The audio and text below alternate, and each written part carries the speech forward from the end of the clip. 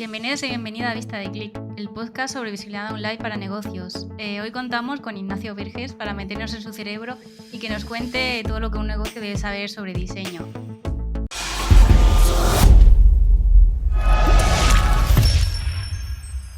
Soy Rocío Santamaría y me acompaña David Carrasco. Hola, David. Hola, buenas tardes. ¿Qué tal, Rocío? ¿Cómo estás? Muy bien, hoy súper chuli para acompañarnos, que no estemos solitos y a ver si aprendemos un poco más sobre diseño. Hoy nos estrenamos con las entrevistas y es un honor contar con Ignacio Verges con nosotros. Lo vamos a presentar un poquito, pero luego le dejaremos que haga su propia introducción. Pero bueno, para poneros en contexto, Ignacio es diseñador y emprendedor. Es fundador de Estudio Iber y se define como un diseñador web freelance que genera negocio. Tiene 2 podcasts en lo que desnuda su negocio y su cerebro y newsletter correspondiente. Hola Ignacio, buenas tardes, ¿cómo estás? Pues buenas tardes, muchas gracias por la invitación y no, estoy muy bien y con ganas aquí de ver si puedo aportar algo con la visión que tenga yo y con los fallos y aciertos que haya tenido yo. Vamos a ver si podemos desnudar un poco más tu negocio y el diseño de las páginas web. A ver, esa es la intención, que además estamos ahora muy metidos con todo el tema de desnudar los cerebros y de cómo Exacto. aplicar esto al mundo del diseño, que al final tiene muchísima aplicabilidad, así que ahora me pilláis con esa obsesión. Luego, si eso nos cuentas un poco más sobre esos 2 podcasts, que son proyectos muy interesantes, yo los escucho normalmente y la verdad es que molan mucho. Bueno, pues me alegro mucho, gracias. Bueno, vamos a empezar y ya una pregunta fuerte. ¿Un mal diseño puede arruinar una página web? Totalmente. O sea, yo siempre lo digo que mucha gente no es muy consciente de lo importante que es la primera impresión. Y sí, o sea, si nos paramos a pensar a nivel persona, pasa eso, ¿no? Tú prejuzgas, es inevitable, el cerebro percibe cosas e interpreta, porque al final lo que hace el cerebro todo el rato es inventarse la realidad que no ve. Es lo que nuestro cerebro ve una cosa, pero interpreta la realidad inventándose los huecos que le faltan. Tú cuando ves una persona inevitablemente estás juzgando por su apariencia muchas cosas. Y en el diseño nos pasa igual. Y muchas veces no somos conscientes de lo que puede suponer para un negocio un mal diseño. Y por un mal diseño no me refiero a que sea más feo o que sea más bonito, porque eso no es solo el diseño, sino a que no represente lo que tú buscabas o a que no esté diseñado para cumplir el objetivo que tú buscabas. Y al final, en el mundo en el que vivimos digital, sobre todo, donde la atención es tan escasa, que hace poco leía que yo creo que tenemos menos de 2 segundos para dejarnos ver en alguien, porque vamos a tope hoy y tenemos muchas distracciones y muchas pestañas abiertas y muchas cosas que ver. Ostras, la gente no va a perder el tiempo en ti si lo primero que ve ya no le transmite lo que le tiene que transmitir. Así que creo que hoy en día es crucial y creo que todavía mucha gente no es consciente de la importancia que esto tiene, de las oportunidades que puede estar perdiendo por no haber invertido lo suficiente en un buen diseño de inicio. Totalmente. A la hora de buscar diseñador o hacer un diseño para nuestra página web, encontramos conceptos como UX o UI. ¿Qué son realmente estos conceptos y cuál es la diferencia entre ambos? A ver, el UX es como el diseño de la experiencia. Digamos que yo siempre lo comparo como que el UX es también lo que pasa antes y después de que una persona llegue a tu web. Es, digamos, pensar en una experiencia global, en un negocio en sí. O sea, no solo en una página web, sino, vale, este negocio que vende, cómo capta a esos usuarios, aunque tú no te dediques a captar a los usuarios. Debes saber cómo van a llegar, en qué estado van a llegar y qué viaje le vas a hacer vivir. Es como si, por ejemplo, tú quieres vivir una experiencia en un restaurante, la experiencia en sí va a ser cómo está diseñado todo y el UI, sin embargo, va a ser cómo los cubiertos están diseñados para que sean ergonómicos y te comas bien cada plato, cómo está diseñada la silla para ver si tú te sientas cómodamente y estás a gusto el rato que tienes que estar, todo ese tipo de cosas, ¿no? Entonces, en una web, el UX es pensar más en global, es pensar en esa experiencia que tú le vas a hacer vivir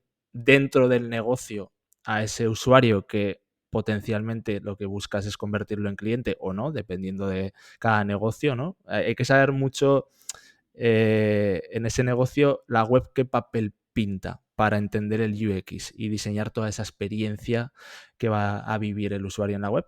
Y el UI es el diseño de interacción, que básicamente lo que hace es, vale, ahora yo quiero hacerle vivir al usuario esta experiencia, ¿cómo me aprovecho de los elementos que tiene esta página web para hacerle vivir la experiencia que he diseñado y no otra? Es decir, cómo tiene que estar estructurado todo el contenido, cómo tienen que estar diseñadas los botones, las tarjetas, las llamadas a la acción, todos los elementos que te van a ayudar a que al final esa experiencia sea la que quieres hacer vivir y no otra. Entonces es como los recursos con los que cuentas y el UX es la experiencia global.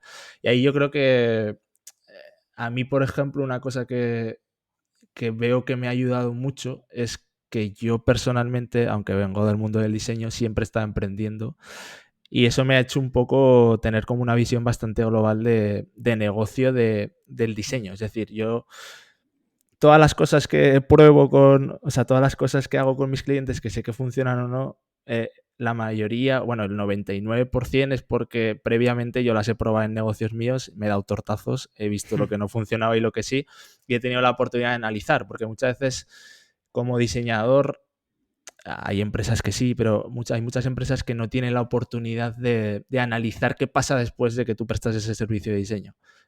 ¿Funciona? ¿No? ¿Qué datos tienes? ¿Tienes métricas? ¿Sabes si ese negocio le ha repercutido?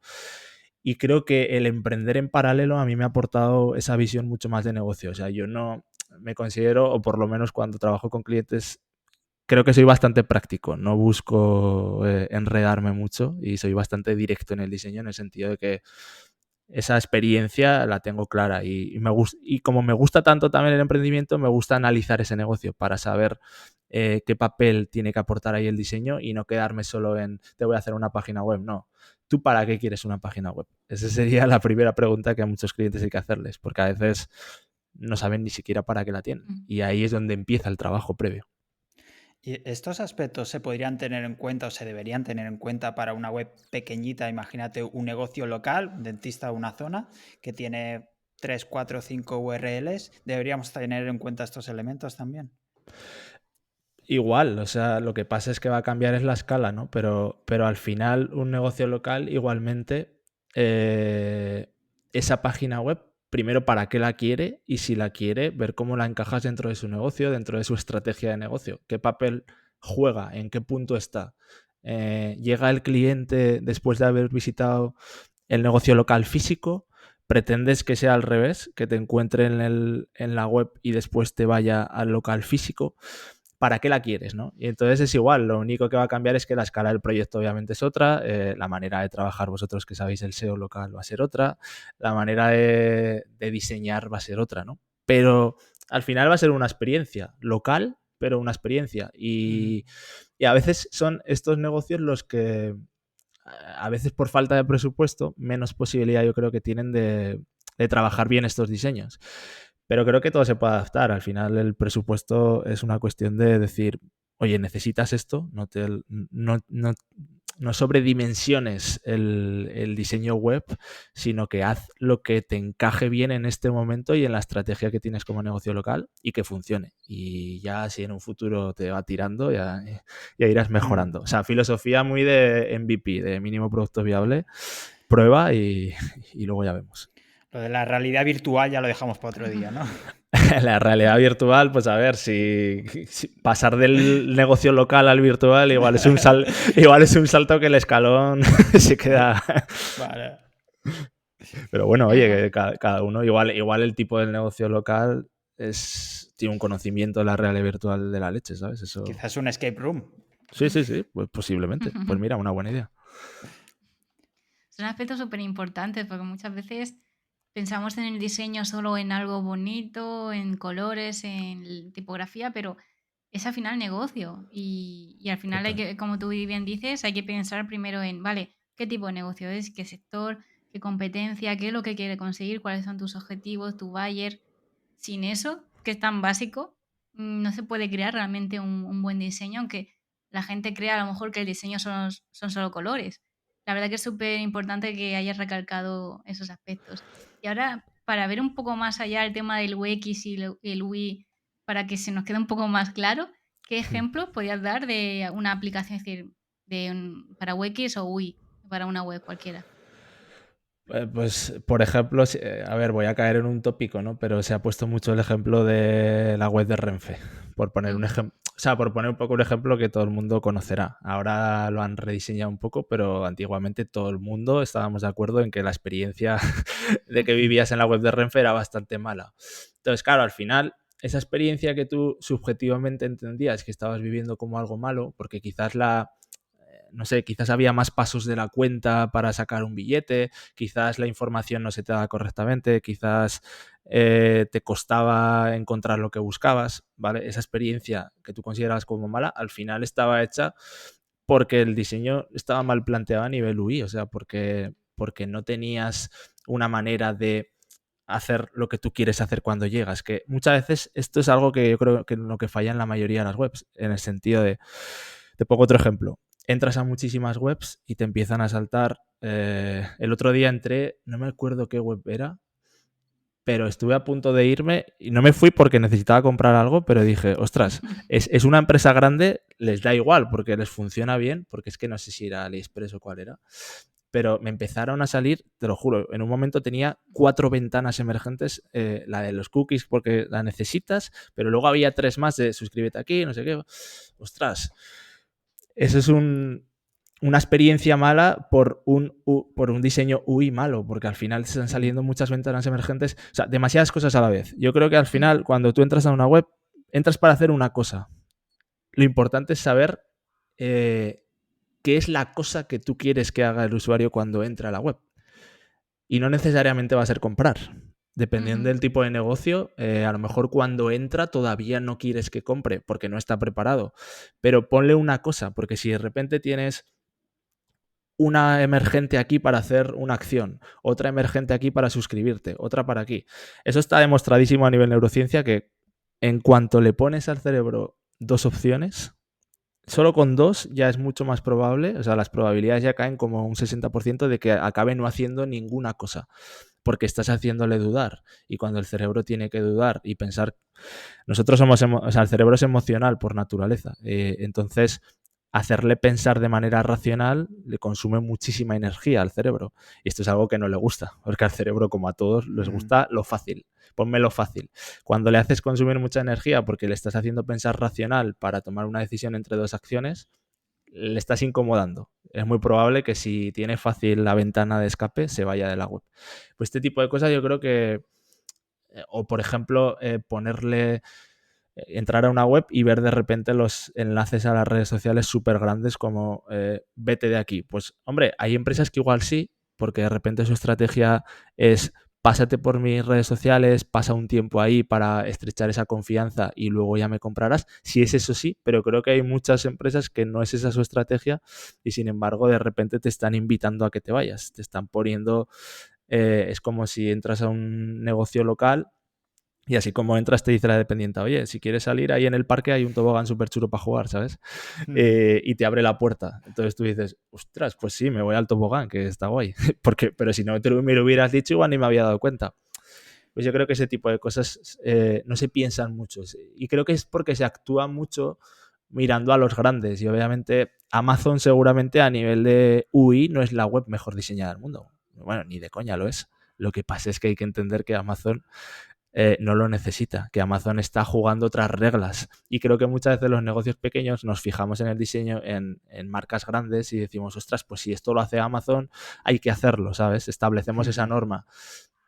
Y no necesariamente es así. Hay que pensar más con estrategia. O sea, ahora que decías esto de eliminar y tal en las redes sociales, yo no tengo ni idea de diseño y de experiencia de usuario, pero sé que, por ejemplo, en el checkout de las tiendas online hay que eliminar, ¿no? Hay que dejarlo todo limpito para que el usuario, conducir al usuario para que haga el checkout realmente y acabe comprando. Ahí todavía más, porque si encima ya digamos que has conseguido la barrera más difícil, que es que el cerebro del usuario ya diga, vale, venga, voy a comprar.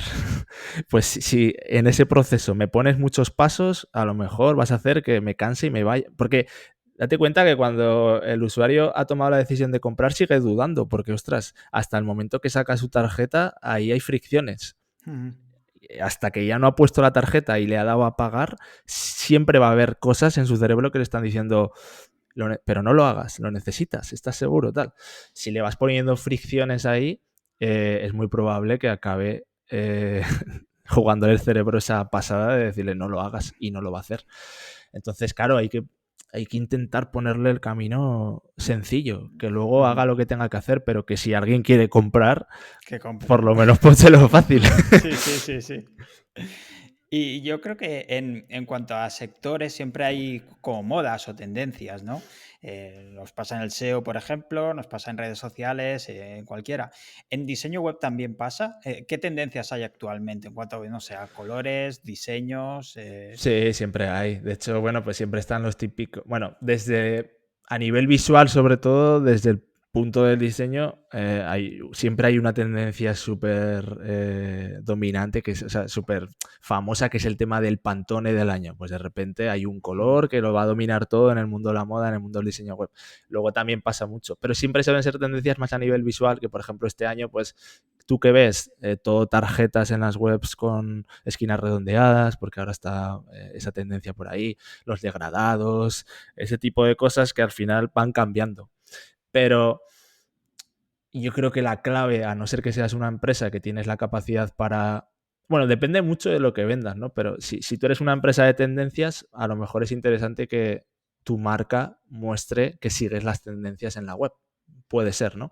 Pero si no, creo que en la atemporalidad, o por lo menos mi manera de ver el diseño, que yo soy muy de la filosofía, a mí me gusta mucho el tema de Dieter Rams, de la Bauhaus, de Apple, todo este tema de diseño muy atemporal, diseño que está pensado para durar y para funcionar, y que ahí todo lo superfluo, todo lo que es adornos, todo lo que no aporta a nivel del objetivo de diseño, lo quitas, ¿no? Entonces, en ese sentido, yo no soy muy de seguir las tendencias, pero las entiendo. O sea, si eres como te digo, si eres una marca que, que quieres expresar que estás a la última tendencia, pues tienes que demostrarlo con tu línea visual de la web, que al final es la manera en la que van a percibir el branding a través de la web. Claro. En eso también pasa con sectores, yo me he dado cuenta, sobre todo los colores. No sé si es que se copian unos a otros. Pero, por ejemplo, agencias de branding y 2 o 3 tienen el mismo color. O agencias de, no sé, de SEO no, porque somos muy sosos, ¿no? Pero sí que hay más sectores como que se copian entre ellos o hay colores que prevalecen, ¿no? Prevalece el naranja, prevalece el azul. En salud, sobre todo, prevalecía pues el verde, ¿no? O algo así. Entonces, eso mm, es una tendencia, pero también está ligado al sector, ¿no? Al final se ha Claro. quedado como muy ahí, la gente ya lo ha relacionado, ¿no? Los diseños, los colores con un sector. Claro, ahí tienes dos temas. Está un poco el tema de la psicología del color, que hasta ciertos, o sea, hay mucha información por ahí, hasta ciertos puntos se han demostrado que es verdad a nivel de lo que percibe el cerebro, hay otras cosas que no tanto, pero es verdad que muchas veces la psicología del color hace que, pues por ejemplo, el azul siempre te evoca seguridad, te evoca tranquilidad, por eso lo acabas viendo más en sector salud, siempre ves azul o verde, ¿no? Porque es el color de la salud, ¿no? El rojo siempre te va a evocar más algo de dinamismo, de riesgo, de energía, ¿no? Entonces ahí lo vas a ver en otros sectores. Pero luego te encuentras, por ejemplo, cosas disonantes que funcionan y que no han seguido esas reglas y también les ha ido bien, como por ejemplo el Banco Santander, que de repente, donde en los bancos a nivel branding tienes que evocar seguridad y la mayoría de los bancos los ves con una imagen más en tonos azules, hace años el Banco Santander ya tomó la decisión de irse al rojo, que es como el color de la sangre, de la pasión, todo lo contrario a seguridad, y sin embargo les ha ido bien, ¿no? Entonces, quiero decir que sí que es verdad que el cerebro percibe los colores de cierta manera, pero que también hay muchos más elementos que el color dentro de una marca, que al final es como trabajes todo el conjunto. Por ejemplo, lo que decías tú, que en el tema del SEO siempre sois más sosos, pues seguramente no es que seáis sosos, sino que es interesante que cuando entras a una web de SEO entiendas que vas a hablar con unos buenos SEOs. Seguramente, no sé hasta qué punto, habría que analizarlo bien, y lo digo así un poco ahora improvisando, ¿no? Pero que a lo mejor no le beneficiaría necesariamente a un branding de SEO que estuviera con un diseño súper en tendencia, súper bien cuidado, súper, ¿sabes? A la última tendencia, porque no. Porque tiene que transmitir lo que... Yo esto siempre pongo el ejemplo. Si a veces diseñas la identidad del bar de Paco, que es el típico bar de tapas que vas ahí, que sabes que es un bar de estos antiguos, cutre, de toda la vida, pero que hace unas buenas tapas. Y sin embargo le cambias la identidad al bar de Paco y se la pones con un diseño degradado, de neones, a la última, pues a lo mejor de repente no entra tanta gente al bar de Paco. O el cliente que entra cuando luego ve la comida dice, ostras, esto no es lo que yo me esperaba cuando he visto el bar por fuera, y te defraudas, ¿no? Entonces, que es muy importante que estéticamente también represente lo que tiene que representar y no siempre, o sea, soso o no soso, es eso algo subjetivo y al final hay que ir al objetivo. Sí, sí, ahí estoy de acuerdo. Y ahora vamos, pongamos a que yo quiero cambiar, ¿vale? El diseño de mi web y voy a buscar a un freelance o a una agencia que sea diseñador. ¿Qué consejos darías a un cliente que no tenga ni idea a la hora de contratar a un freelance o una agencia? ¿En qué se tiene que fijar? ¿Qué tiene que buscar? Claro, es que aquí sí te voy a decir que me voy a vender yo inconscientemente, ¿no? Pero no, a ver, yo te diría, es verdad que en el mundo del diseño es muy habitual venderte con el portfolio. Entonces, si tú vas a ser una persona que juzgas el diseño a nivel subjetivo, que es inevitable porque todos juzgamos a nivel subjetivo y para ti eso es importante, pues bueno, de primeras intenta ver un poco lo que ha hecho esa persona, porque si no te entra, tampoco esperes que de repente cuando te haga tu web vaya a cambiar su manera de diseñar. Si al final ese diseñador ya te va a marcar un poco cómo trabaja, pues tú no lo vas a cambiar. Se va a adaptar a ti, a tu negocio, pero es un tema también un poco personal ahí de inicio. Y después yo sí que intentaría ver pues para qué clientes ha trabajado y, ¿por qué no?, levantar el teléfono y llamarlos. Si tú ahí estás viendo los clientes, las webs que ha hecho, pues llámales y pregúntales, oye, ¿qué tal con este diseñador? ¿Qué tal la experiencia?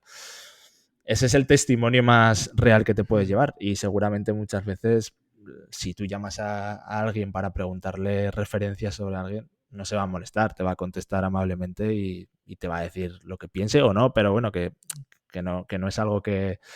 Yo es lo que haría, porque a veces yo también hace poco tenía, luego cambié la web, ¿no? Pero antes tenía los típicos testimonios que siempre ponemos en las web y eso, pues bueno, está bien para que tú puedas llamar a la persona si ves el nombre ahí, pero que quiere decir que luego todos sabemos que te los puedes inventar. Entonces, yo haría eso. Primero que te entre a nivel que tú sientas ese feeling de decir, ostras, el trabajo que yo veo de esta persona me gusta, y luego para ver si funciona, pues no hay nada como llamar a los clientes y preguntarles. Y una vez elegido, hay match, ¿no?, entre diseñador y cliente. Por ejemplo, te entra un cliente, acordáis y tal. ¿Qué le sueles preguntar al cliente para hacerte una idea del negocio y tipo de diseño que mejor encajaría a la hora de empezar a trabajar? Yo, tanto si hago una identidad como una web, con el paso del tiempo me he dado cuenta de que cuanto mejor seas capaz de hacer el trabajo previo a ponerte a diseñar, que es toda esa fase de briefing con el cliente, investigación del negocio y del mercado, cuanto más aciertes ahí, más vas a acertar después en el diseño. Al final el diseño es como el resultado de todo lo que hayas hecho antes. Y si todo lo que has hecho antes está bien hecho, te va a llevar a un resultado bueno, pero si está mal hecho te va a llevar a un resultado malo. Yo siempre lo que hago primero es, me reúno con el cliente y tenemos una sesión de briefing, que la hago en directo, o sea, no les paso un briefing para que lo rellenen porque me interesa percibir cosas que si ellos las contestan por escrito igual me las voy a perder. A veces hay cosas que no se pueden percibir solo con las palabras, que las tienes que ver. Y cuando tú ves a un cliente que le preguntas algo y lo ves, si te contesta de verdad o si está dudando, eso se ve con el cara a cara. Entonces, yo esa sesión de briefing le pongo muchísima importancia. Si salgo contento de ahí, bien, pero si no, luego con los días le sigo preguntando cosas, sigo completando información y con eso siempre hago un estudio de la empresa y del mercado para ver el negocio. Y siempre lo primero que hago cuando diseño una web es empiezo a trabajar todo lo que es la estrategia. Yo les hago como... Lo primero que hacemos es como diseñarles esos estados por los que tiene que pasar el usuario hasta conseguir el objetivo. Entonces se les encaja la web dentro de la estrategia del negocio y se empieza a analizar cómo es ese pipeline o sea, cómo van a llegar el tráfico, que nosotros ahí no entramos, pero nos interesa saber cómo van a llegar para ver en qué estado emocional está el usuario, si ya te conoce, si no, si viene de nuevas porque viene de un anuncio en Google o si viene de un podcast que ya ha cogido confianza en ti, no es lo mismo. Entonces es importante saber de qué canales vienen y luego pasar por esos estados emocionales de alguien que no te conoce, que desconfía plenamente en ti porque no te conoce nada. Tienes que ir ganándote su confianza poco a poco.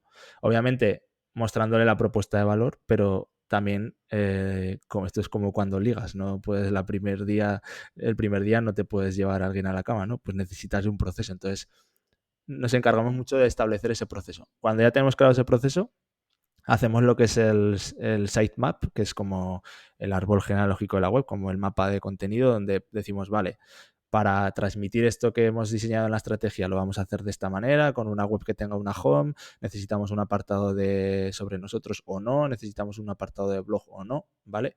Dependiendo.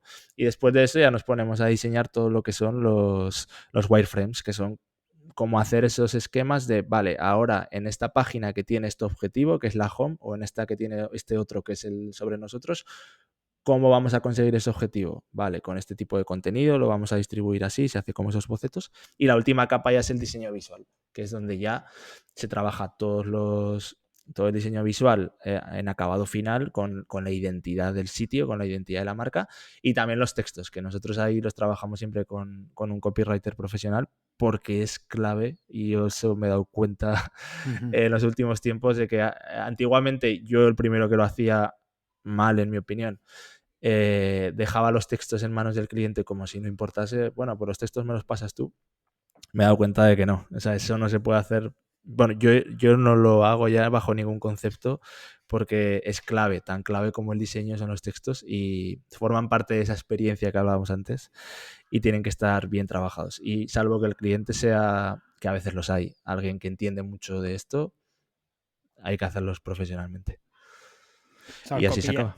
el copy ya viene con vosotros, con vuestro equipo. Sí, yo últimamente lo trabajamos todo así y me he dado cuenta de que funciona mucho mejor. Obviamente, el copy está muy en contacto con el cliente porque, pues, por ejemplo, ahora estamos haciendo una web bastante grande de un fabricante de muebles de cocina. Esta empresa lleva 20 años y estamos intentando trasladar todo el proceso comercial físico que a ellos ya les funciona y que tienen súper pulido desde que ellos venden B2B, venden a tiendas, ¿no? Entonces, desde que llevan a un posible cliente a su fábrica, le hacen todo el proceso y lo acaban convenciendo, estamos viendo lo que les funciona para trasladarlo a una web. Entonces, para eso, obviamente, el copy tiene mucho contacto con el dueño de la empresa, que en este caso es el que actúa siempre de comercial, y se ha empapado mucho de su manera de hablar, de sus chascarrillos, de lo que a él le funciona, para eso intentar trasladarlo a un tono de voz que comulgue con la identidad. Que la idea es que cuando alguien descuelga el teléfono o va a fábrica y habla con ellos y se enamora de la marca o no, sienta lo mismo cuando entra a la web. Y para eso, obviamente, el copy no le puede dar su tono de voz, le tiene que dar el que tiene la marca. A veces la marca tiene una identidad muy ligada al dueño, a veces es una empresa mucho más grande y no, pero hay que pillar bien eso. Tiene que ir todo en sintonía. Súper importante. Es como cuando quieres optimizar un texto, ¿no? Para SEO que ya está hecho y es mucho más difícil y no queda igual. Pues una web, al final, si no tienes el texto, no sabes dónde colocar esta caja o qué tamaño va a ser. Y además, con lo que tú has comentado, ya todos los beneficios que trae el copy para que esa persona se vaya expresando, ¿no? Que vaya dirigido lo que queremos vender a esa persona. Entonces, a la hora de diseñar, ¿hasta dónde llegas? Es decir, ¿implementas el diseño? Depende un poco del cliente. Pues claro, hay clientes más pequeños que tienen presupuesto más bajo, entonces da para lo que da. Entonces intentamos optimizarlo para que sí o sí consiga los mayores resultados posibles, pero bueno, hay veces que no le puedes hacer, por ejemplo, un trabajo de identidad porque no le da, pues no lo haces, ¿no? Intentas diseñar la web a nivel visual, pero no te basas en ninguna identidad concreta, ¿no? Y después acabas el diseño y hay veces que no tienes un seguimiento porque no lo puedes hacer. Hay con otros clientes que después a veces con el copywriter que trabaja conmigo, hacemos un trabajo post diseño web y empezamos a trabajar un poco si tiene una newsletter o si tiene un blog o si tiene algo. Depende mucho de cada cliente y como bien te digo, yo trabajo mucho colaborando con otros freelance, entonces es verdad que para cada proyecto acabas creando un equipo que se adapte lo mejor posible a lo que necesita ese cliente e intentas darle lo mejor. Si ves que el cliente tiene necesidades después y crees que va a ser bueno para él, se las das. Perfecto. Y sé que la siguiente pregunta es un poco difícil y general, pero a ver si me puedes dar alguna pista. ¿Qué tiene que tener un diseño web para que genere negocio? Depende, es que claro, Te he voy a pillado. hacer...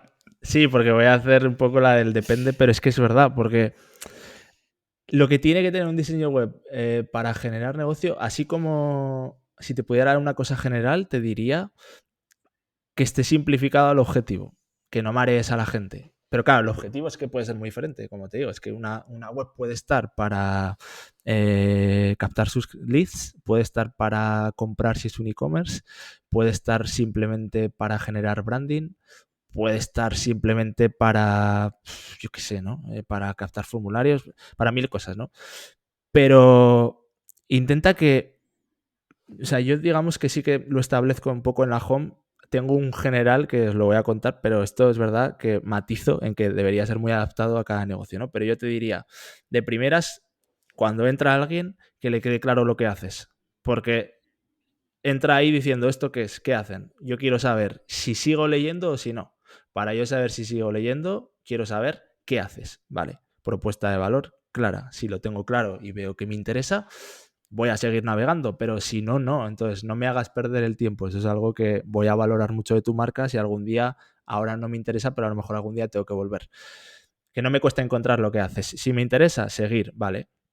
Ya sé lo que haces, quién eres, porque ahora que ya sé que me interesa, quiero conocerte a ti, quiero saber un poco quién hay detrás, si me puedo fiar de ti, si no, si quiero trabajar contigo o si no. Y después, un poco el propósito, ¿no? Si es una marca que quieres generar identidad, pues obviamente cuéntale por qué haces lo que haces, qué te diferencia del resto. Cuéntamelo, ¿por qué te tengo que elegir a ti y no tengo que elegir a tu competencia? ¿Qué es lo que tú me estás dando diferente? ¿Cómo me vas a hacer a mí conseguir mis objetivos? Porque al final yo te contrato a ti, seas un producto, seas un servicio, para conseguir mis objetivos. O sea, la web lo que me tiene que, la propuesta de valor lo que me tiene que dejar claro a mí es cómo me vas a ayudar tú a mí a conseguir mis objetivos, no los tuyos, los míos.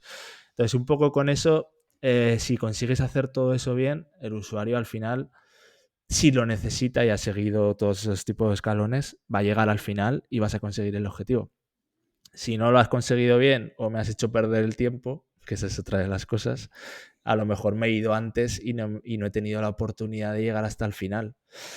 Pero si lo has hecho bien, pues habré llegado hasta el final y haré lo que quieras que haga, porque al final me habrás convencido.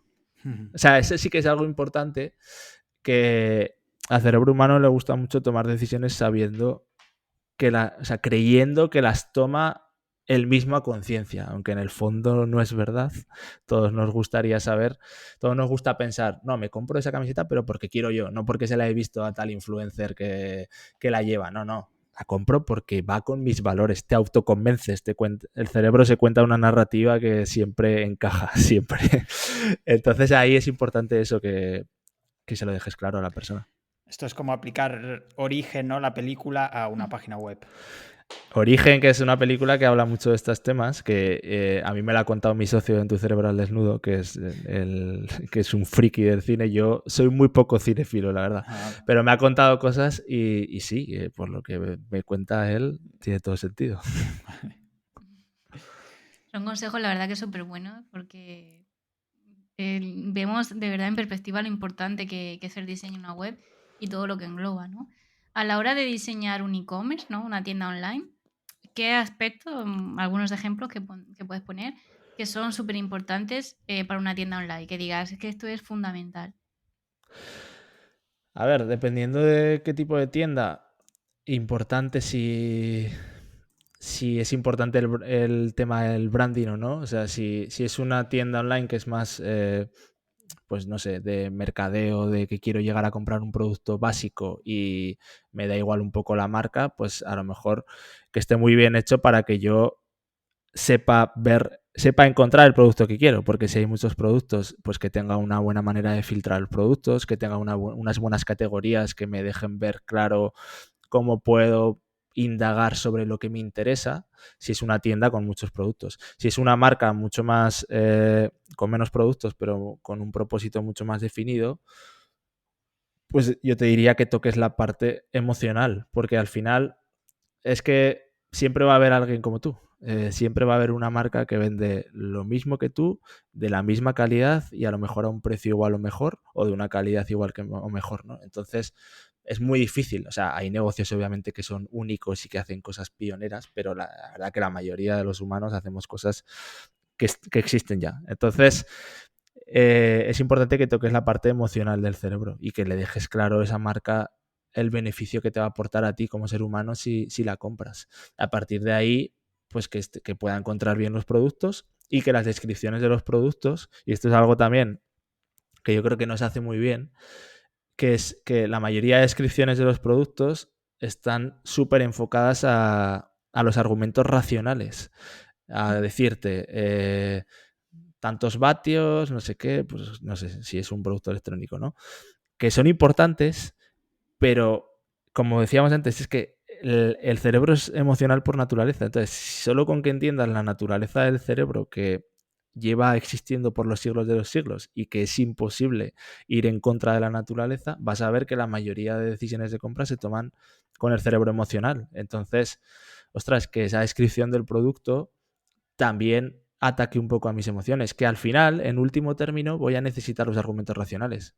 Pero al final, cuando ya me has convencido de Mm. que emocionalmente yo quiero ese producto, yo lo necesito, lo quiero para mí porque lo necesito de verdad, ¿no? Pero y entonces al final sí, voy a juzgar si es lo que necesito a nivel racional, pero no antes. Y la mayoría de las descripciones de producto creo que se puede hacer mucho ahí, mucho trabajo de copy, mucho trabajo de diseño para trabajarlas mejor, porque se dejan ahí en manos de los 4 o Sí. 5 puntos básicos de lo que tiene y el precio y a elegir. Incluso si hablas de datos, está el ejemplo clásico del iPod, ¿no? Que no me hables de cuántos gigas tiene o qué capacidad tiene, sino cuántas canciones me caben en el bolsillo, ¿no? Tal cual. Y Apple, de hecho, en sus landing de producto, concretamente además la de España, hace poco veía un hilo en Twitter que no sé qué decía quién era el copywriter de España de Apple, porque están bastante bien trabajadas las Ujú. descripciones. Siempre te muestra ese beneficio, no tanto lo Ujú. que tiene. Que lo Sí, que es tiene al un... final lo vas a encontrar. Si lo quieres buscar, que lo tengas, que no te cueste encontrar. Si tú quieres saber los píxeles que tiene la cámara, que los tengas, pero que de primeras tiene que tocar emociones. Totalmente, lo has mencionado antes de una de tus marcas favoritas y realmente es como lo hacen. El iPhone te pone todos los beneficios, ¿no? Que te va a aportar ese móvil o esa cámara de hacer la foto a una gota de rocío en una mariposa. Ya te está transmitiendo lo potente que es la cámara sin decirte los megapíxeles. Y es verdad que al final del todo, luego en letra pequeñita te dice 20 megapíxeles con no sé qué, con cosas que generalmente la mayoría de gente pues no conoce a no ser que seas experto, ¿no? Y también yo creo que es súper importante saber a quién vas dirigido, a qué público, porque si eres, no sé, una tienda de electrónica para el consumidor final, no tiene ni idea de cómo se llama un cable, ¿no? Pero para un electricista sí que tiene idea de Eso cómo es. se llama, de eso. Entonces ahí le interesará más que los beneficios o esas sensaciones, los datos técnicos, ¿no? Por eso que Sí, creo que hay que totalmente. cambiar. Sí, o sea, tienes toda la razón. Antes te decía yo mucho parte emocional, pero es verdad. Sí. Si, por ejemplo, te diriges a... Nosotros, por ejemplo, en esta empresa de cocinas que estamos haciendo la web, va a tener una parte que es área de clientes y ahí es donde vamos a meter fichas técnicas del producto. ¿Por Mm, qué? Porque al final, obviamente, el de la tienda necesita saber las medidas del mueble, las especificaciones técnicas, materialidad, etcétera. Pero eso no lo vamos a meter antes en la web, donde ahí entra alguien que no te conoce de nada y lo único que quiere juzgar es si me interesa o no, si tengo alguna posibilidad de ser tu cliente o no. Entonces es muy importante saber en qué estado tienes que meter qué cosas. ¿sabes? Para no meterlas en el lugar donde no van y acabar causando una mala experiencia de compra. Totalmente. Y relacionado con, bueno, el tema del e-commerce, una web diferente sería corporativa o de servicios. ¿Qué ejemplos o qué aspectos deberías recalcar en un diseño que debe tener sí o sí? Si es una empresa pequeña, yo intentaría tirar mucho por el poder de las historias, porque al final es lo que, si yo qué sé, si eres un abogado o si eres no sé, una gestoría, tienes un servicio que de primeras es poco diferencial. O sea, puede que tú hayas innovado, si has innovado a tope con ello, intenta expresar esa propuesta de valor, pero es muy probable que estés ofreciendo un servicio que ofrecen muchos. Entonces, lo que te va a diferenciar es tu historia. Intenta contar algo que demuestre por qué estás ahí. Hace poco tuve yo un cliente que era una funeraria y llevaban 75 años, eran 3 generaciones de funeraria. Y ahí hicimos todo el trabajo de diseño de identidad y tal. Y, ostras, es que era súper interesante las historias que tenía. Y realmente te dabas cuenta de que en el físico me decía, a mí los clientes no me piden ni siquiera presupuesto. Ujú. Porque da igual, porque lo que ha hecho las 2 generaciones anteriores se ha ganado la confianza tanto de la gente de la zona que ya ni siquiera nos pidan presupuesto porque confían en nosotros. Pero claro, eso, si te vas de repente al online, igual la gente no lo conoce. Pues aprovéchate de todas esas historias. Entonces yo te diría que aproveches esas cosas de valor que tienes y eso que te hace único y lo cuentes bien. Y luego, más que, obviamente, que queden claro tus servicios para que sepa la gente que se va a encontrar ahí, eso está de más, pero que sepa, no sé, casos de éxito. Cuéntale cómo has conseguido ayudar a alguien igual que a mí, que estoy leyendo, va a hacer que automáticamente mi cerebro diga, ostras, me sirve, porque esa persona es un cliente muy parecido a yo y estoy viendo que el beneficio no me lo tengo que imaginar, ¿sabes? Me lo estás Ujú. mostrando. Entonces, mucho más que portfolio o que logotipos de empresas con las que has trabajado, cuenta casos. Cuenta, pues mira, esta persona, hicimos esto y conseguimos esto por esto, por esto y por esto. Y entró aquí así y salió así, ¿sabes? Más historias, ¿no? Sí, porque es que el poder de las historias es súper interesante para todo. Y es que ya te digo, ahora que estoy súper metiéndome en tema del cerebro con tu cerebro a menudo, más me doy cuenta de, volvemos otra vez a Apple, como Apple al final, pues yo qué sé, el típico anuncio este de Apple que lo petó en su día en los 90, el de que salía toda la narrativa con todo este tipo de personalidades, Einstein y tal, y te decía para los diferentes, para los locos, tal. Te estaba contando una historia y es que todo al final, con las historias es mucho más fácil dibujar en el cerebro de las personas el beneficio que quieres transmitir. Es evidente que necesitamos esto para convertir una vez que la gente llega a nuestra página web, pero necesitamos que llegue la gente a la página web. Y uno de los canales es el SEO. ¿Tienes en cuenta el SEO al diseñar una web? A ver, yo lo que hablábamos es, no soy experto en SEO ni me considero que tenga prácticamente casi nada de idea de SEO. Es verdad que en proyectos personales he trasteado cosas, pero no lo ofrezco a mis clientes porque ya me parece que para hacer eso yo siempre ahí ya necesito profesionales. Entonces, nosotros no trabajamos todo lo que es la parte de cómo va a llegar tráfico a esa web, lo que no quita que obviamente cuando hacemos la web optimicemos un poco con nuestro conocimiento los títulos, las metadescripciones, etcétera, pero obviamente con un conocimiento muy básico. No le vamos a prometer nunca a un cliente posicionamiento SEO porque no lo ofrecemos. En ese caso, como os decía antes, echaríamos mano de colaboradores que tenemos de vez en cuando si el cliente busca SEO para presentárselos, ponerles en contacto y que esa persona trabaje el SEO. Pero creo que es fundamental. Lo que pasa es que al final nosotros llegó un momento que sí que nos lo pedían, pero tuvimos que decidir qué es lo que sabíamos hacer bien y ya está. Y hacemos bien lo de después. Pero es fundamental. Y el SEO, y cada vez más, yo creo, porque tal y como se están poniendo los temas de AdWords, tanto en Google como todo lo que es Facebook, que cada vez hay más competencia y está más jodido conseguir clics y está más caro, creo que el SEO es la clave. El SEO o construir una comunidad y una audiencia a través de podcasts como este, etcétera. Genial. Y bueno, sabemos que las imágenes son súper importantes para una web, que sean de calidad, que llamen la atención al usuario. Pero ya para, bueno, optimizar una web, tanto a SEO a nivel de WPO, hay que intentar, bueno, hacer una serie de optimizaciones a una imagen que pesen poco, que estén en un formato de nueva generación. ¿Cómo gestionas tú este tema de las imágenes? Pues normalmente sí, el cliente nos envía las imágenes, las acabamos todas optimizando con Photoshop para que no estén sobredimensionadas en tamaño ni en píxeles y también, como dices, que estén en un formato óptimo. Entonces, obviamente intentamos que la web pese lo menos posible y ahí pues optimizamos lo hacemos sobre todo fuera de la web.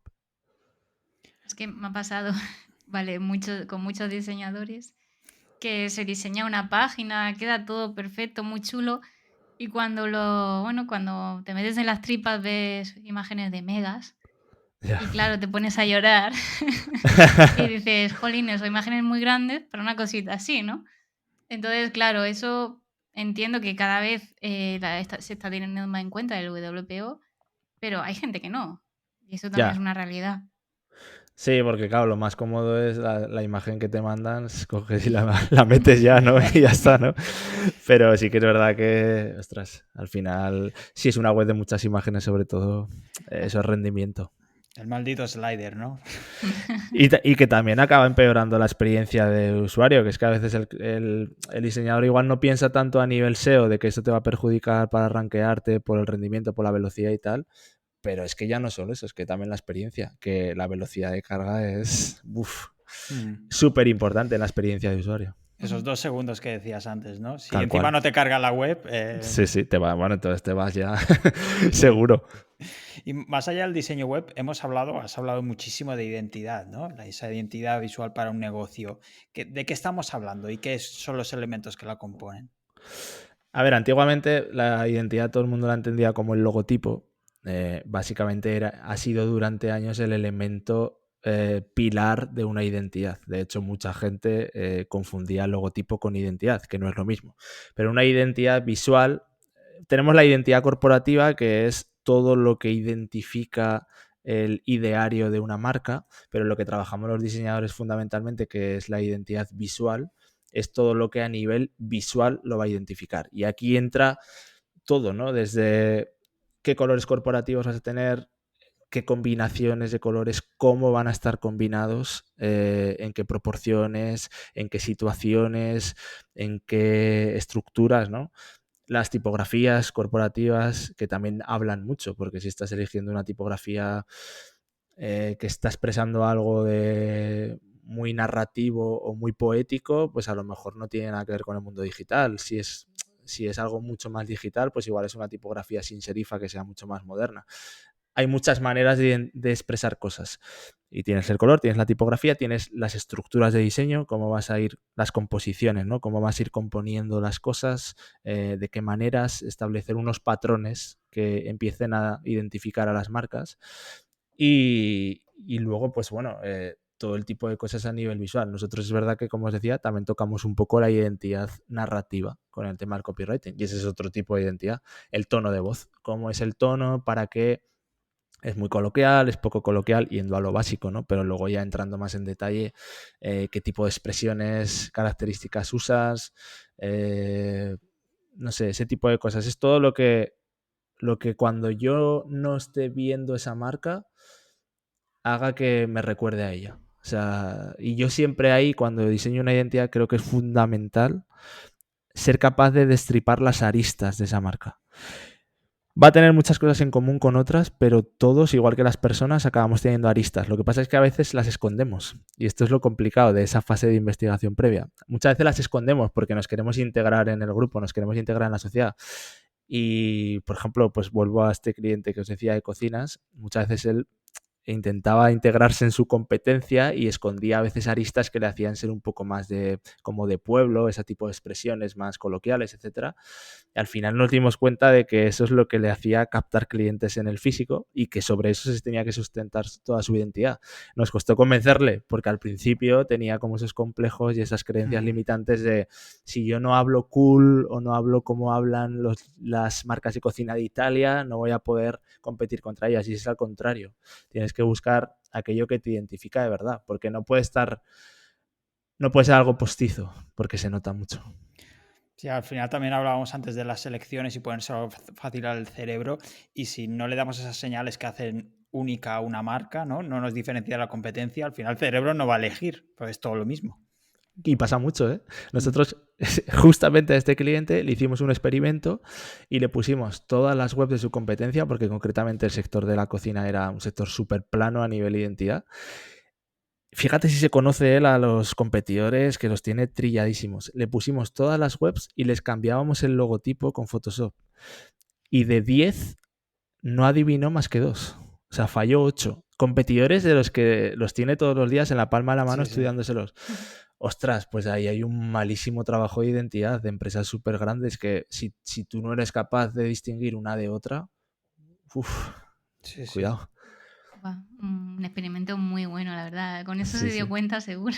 Sí, claro. Ahí fue cuando le convencimos un poco de que él tenía que focalizarse en sus aristas, en aquello que le hacía único, porque al principio nos costó. Usamos esas armas para eso. Qué bueno. Bueno, en tu web, pues estás bicheándola. Hablas de diseñar la estrategia, ¿vale? ¿A qué te refieres exactamente y qué implica? De lo que os hablaba un poco antes de ese proceso de diseño que hablábamos antes, de empezar con ese pipeline de cómo va a ser los estadios desde que llega una persona a nivel emocional, cómo va avanzando desde que no te conoce hasta que te empieza a conocer, hasta que se activa un poco cotilleando en ti, hasta que genera esa confianza y hasta que está preparado para hacer la acción. Y también el post de cómo vas a trabajar luego la fidelidad de la marca. Entonces, desde esa estrategia que empieza con ese briefing y tal, hasta el resultado final. Y como os decía, es que el resultado tiene que acabar siendo una consecuencia del trabajo previo. O sea, tiene que llegar un momento en el que si el trabajo previo lo has hecho bien, es como que ya dices, es que este es el resultado, no hay otro. Porque me ha llevado todos los caminos, me han llevado aquí y esta es la manera de conseguir toda la estrategia que hemos diseñado. Entonces es un poco todo eso, el pensar cómo encaja esa web dentro de ese negocio. ¿Y para qué sirve? La web como un activo digital más que como una web. O sea, tiene que ser un activo que genera algo, que consigue algo dentro de ese negocio. Entonces, que lo consiga, Claro. ¿no? No que acaba siendo una web que la creas porque te dice el negocio de al lado que la tienes que tener y luego está ahí muerta de risa. La tarjeta y listo, ¿no? Claro, que pasa mucho también. Sí. No sé con qué CMS trabajáis, si WordPress sí o WordPress no. Sí, nosotros el gran porcentaje los trabajamos con WordPress. WordPress a veces con Constructor Elementor, si hace falta tocar algo de código se toca, pero sobre todo se fundamenta en WordPress. Y sí que alguna vez también estamos empezando a hacer alguna web con Webflow ahora. No code que está muy de moda, ¿no? También. Sí, claro, te permite a lo mejor más libertad a nivel compositivo y de diseño, pero bueno. Yo he tocado y a nivel de SEO no me gusta, pero y a nivel de diseño también me pierdo, porque es más Es más complicado complejo. que un maquetador como Elementor, por ejemplo. Sí, es más complicado. Yo creo que la curva de aprendizaje, y fíjate que mucha gente se queja de WordPress, pero para mí sí que es más complicado Webflow. Lo que pasa es que hay veces que a nivel diseño, yo diseño cosas en Figma que luego quiero replicar en Elementor y muchas veces tienes que buscar códigos por ahí para ver cómo te las ingenias, porque a veces se queda un poco limitado. Pero bueno, sí que es verdad que el SEO, por ahora parece que WordPress sigue ganando la batalla. Y bueno, como diseñador tendrás algunas herramientas esenciales o favoritas. ¿Cuáles son tus herramientas principales? Pues mucha inspiración, o sea, veo mucho diseño y creo que la cultura visual se va construyendo viendo cómo hacen otras cosas, y ahí pues paso muchas horas en Behance, que es como una red social de diseñadores, viendo proyectos. Sigo mucho a estudios de diseño que me gustan y continuamente los sigo por redes sociales, etcétera, para ver lo que van sacando. Y después, para diseñar, pues fundamentalmente hacemos todo en Figma, todo lo que es esa estrategia desde el canvas que hacemos primero del negocio hasta el diseño final, y después lo acabamos siempre maquetando, como os decía, básicamente en WordPress desarrollamos o Webflow. Entonces, bueno, y luego uso Coda como herramienta un poco de gestión de proyectos. Yo creo que con eso es todo. Interesante. Has comentado el ejemplo este pequeño experimento para convencer al cliente, que me ha gustado mucho personalmente. ¿Te cuesta convencer a los clientes de tu idea, de vuestra idea? A ver, con el tiempo menos, pero sigue habiendo clientes que ves que no entra y no entra, ¿sabes? Pero es verdad que con el tiempo creo que hemos aprendido a hacer las presentaciones de tal manera que la acabes explicando muy bien al cliente por qué has llegado a esa solución y no otra. Yo algo de lo que intento huir, que antes no conseguía, era que cuando el cliente valore la propuesta, en la medida de lo posible, no pueda entrar en una valoración subjetiva. Siempre va a haber subjetivo, pero que le hayas justificado también todos los pasos que has seguido en el proceso para que cuando él lo vea diga, ostras, sí, es que es esta la solución. Entiendo que es esta y no puede ser otra. Porque muchas veces si le lanzas ahí el resultado final como, venga, aquí está tu diseño, ¿sabes? Ya entramos en una valoración subjetiva en el que el cliente te va a empezar a decir, pues ese color no me gusta, o has probado a ese botón ponerlo más grande, o has... Vale, pero sí, claro, está valorando subjetivamente y no es su culpa, es que no se lo has explicado, entonces no puede valorarlo de otra manera. Pero yo intento explicar mucho el proceso del diseño.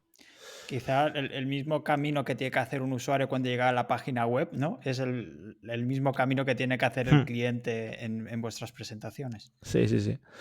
Sí, porque hay clientes que son... Yo también, ¿no? Pues hay veces que eres más de decir, oye, tú haz tu trabajo, tú eres el diseñador y confío en ti plenamente, pero luego es verdad que hay otros que cuando les toca su marca, si ya Claro. es que es su empresa, ¿sabes? Yo entiendo que son decisiones que, claro, cuesta. Me estás tocando Pero a mi hijo. Sí, sí, sí. tenemos que salir un poco y estamos viciados, nuestros ojos están viciados de, como estamos en el sector digital y en marketing, diseño, y cuando vemos algo no salimos de, y lo vemos en la perspectiva de una persona que no esté todos los días con eso, ¿no? Entonces hay que intentar hacer ese ejercicio.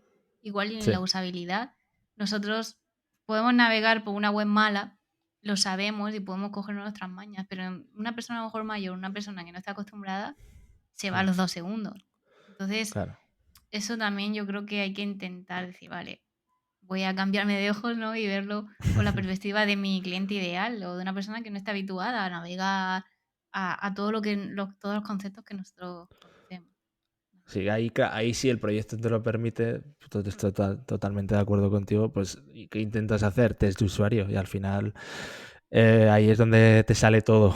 Si, aunque no quieras, ahí te salen las cosas, pero si no te lo permite el proyecto, pues bueno, intenta preguntarle a gente de tu entorno de diferentes rangos de edad, de idea, de ideología, de estatus, de tal, para ver un poco si funciona, ¿no? Sí, hay que ¿Hacéis también preguntar. algún tipo de test o experimentos? ¿Hacéis seguimiento después de la implementación del diseño? Sí, sí, sí, es lo que os decía un poco antes, ¿no? Si el proyecto se presta y hay presupuesto para ello, pues sí, lo hacemos y a lo mejor damos unos meses de soporte donde permitimos cambios para que al principio la web entendemos que se va a testear y hay unos meses ahí de adaptación en el que se puede realizar algunos cambios. Pero no siempre se puede presupuestar, pues, entonces depende. Ya, eso es lo malo. Sí, eso es lo malo. Bueno, pues la verdad que me ha encantado la entrevista, han salido tips súper buenos y yo creo que a la gente que nos oiga también se va a quedar con cosas súper buenas a la hora de cuando quiera rediseñar o diseñar su web. Así que nada, muchas gracias Ignacio y sobre todo, bueno, un poquito toca el tiempo del spam, de dónde te podemos encontrar, tu web, tus redes sociales, tu contacto. Pues para encontrarme, si buscan a la parte de diseño, estudioiber.com, perdona, ahí es donde tengo el estudio de diseño y desde ahí también tienen el podcast asociado y pueden contactarme para mis servicios como diseñador. En redes sociales, @IgnacioVerges, sobre todo estoy en Twitter y en Instagram un poco menos, pero son fundamentalmente las que estoy, y en LinkedIn también estoy por ahí. Y después tengo el proyecto de Tu Cerebro al Desnudo, que ahí es donde todas estas partes que os he estado taladrando ahora del cerebro, es donde intentamos enseñarle a la gente a que entienda su cerebro para que lo pueda potenciar en el día a día, para que no te controle tu cerebro a ti, sino que seas tú el que tomas el control. Y ahí se llama tucerebroaldesnudo.com, que tenemos una newsletter diaria donde enviamos, como lo llamamos cerebrina, porque es una newsletter gratuita donde cada día te enviamos una pequeña píldora que te va a descubrir algo sobre tu propio cerebro y que la idea es que te ayude a entenderlo y potenciarlo mejor en el día a día. Y después, obviamente, te ofrecemos herramientas y cosas ya de pago para, si te puede interesar avanzar más, que puedas contratarlas. Entonces, estudioiber.com para el diseño y tucerebroaldesnudo.com para aprender a controlar tu cerebro. Que aquí tenemos el logotipo de el puño cogiendo el cerebro como algo a lo que aspiramos. Esa es parte de la identidad, ¿no? Sí, ahora ya voy con la gorra porque tengo que hacer branding ahí a tope. Pues nada, muchísimas gracias otra vez y nada, ya te seguiremos siguiendo la pista. Y nada, vosotros también, si os ha gustado, seguid a Ignacio por las redes y bichearle la web y todo. Y ya nos veremos en otro próximo capítulo y a ver a qué invitado traemos en, en el próximo. Pues muchas gracias. Muchas gracias a vosotros. Espero que de verdad pueda ser útil para alguien y un placer haber charlado este ratillo. Muchas gracias, Igualmente. Ignacio. Que podéis dejar comentarios, suscribiros y hablamos el próximo martes. Hasta luego.